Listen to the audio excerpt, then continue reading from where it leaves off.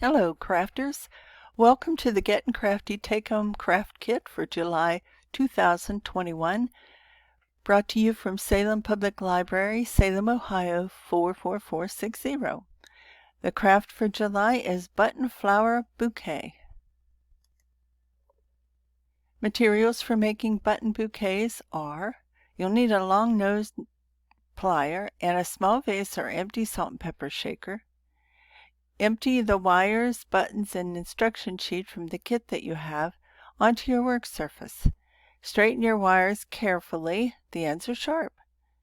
The kit has enough materials for at least 5 button flowers.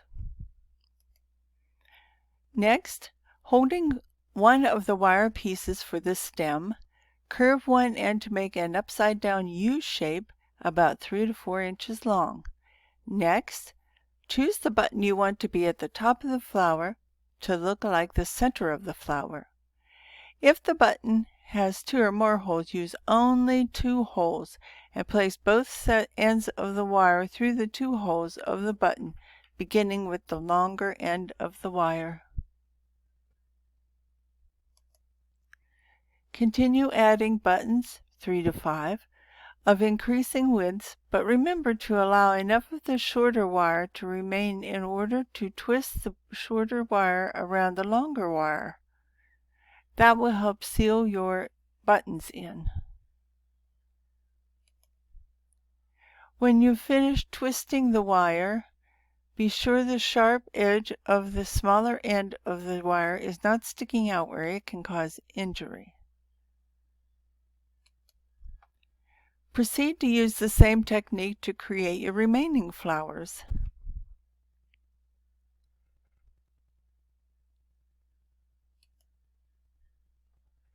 And when you've finished, you'll be able to add your flowers to an empty salt or pepper shaker or a small vase.